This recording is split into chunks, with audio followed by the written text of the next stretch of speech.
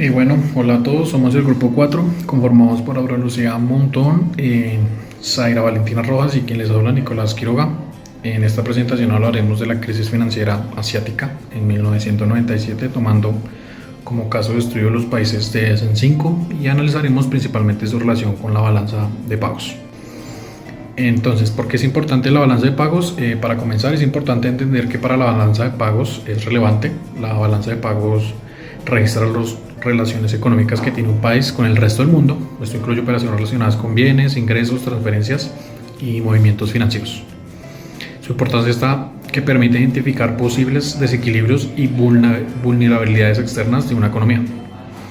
En nuestro caso vamos a analizar las crisis financieras asiática de 1997 con los movimientos del capital y otros factores relacionados con la balanza de pagos contribuyendo a que crisis se desarrollara.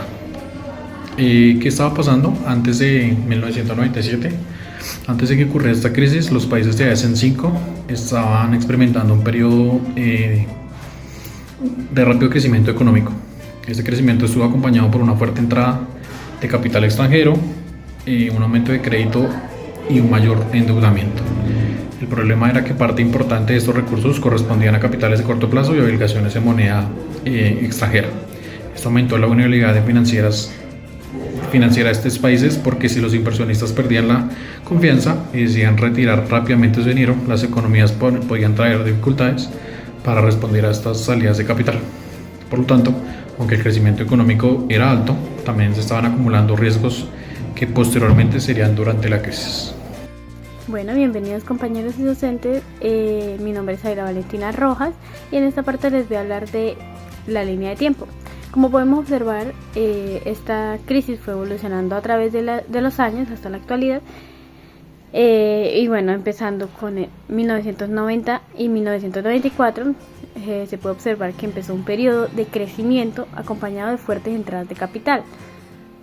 Para el año 1994 y 1996 comenzaron a aumentar los desequilibrios externos y posteriormente en 1997 aumentó mucho la salida de capital y comenzaron las presiones sobre la moneda de la región.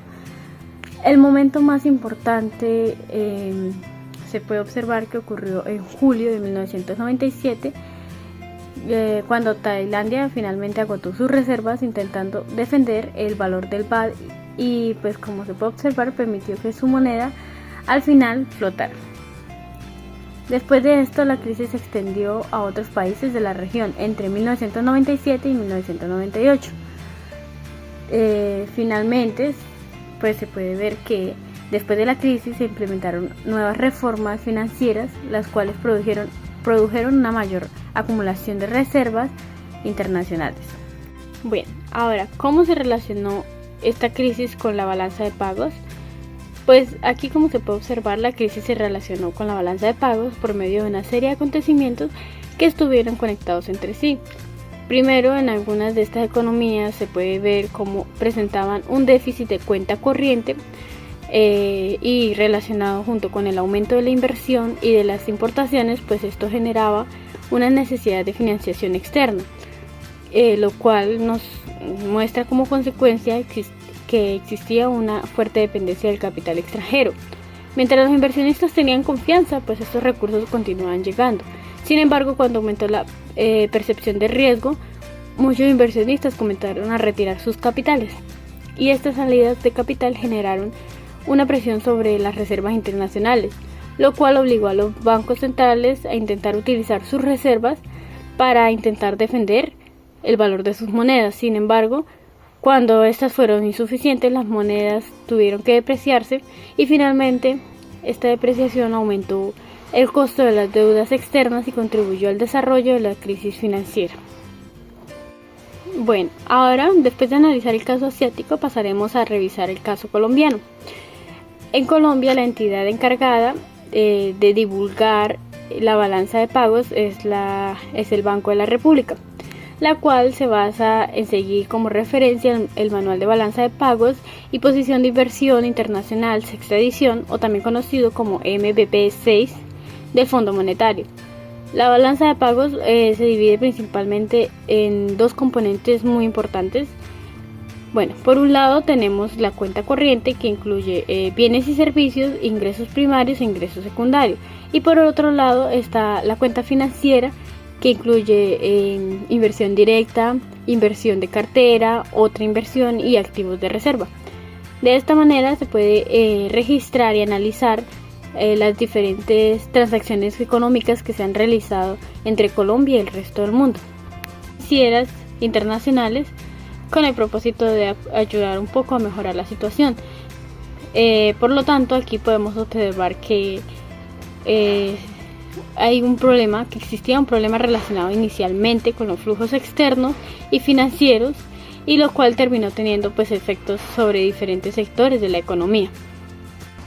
Frente a todos estos efectos, la crisis también dejó importantes enseñanzas sobre cómo prevenir y enfrentar este tipo de situaciones.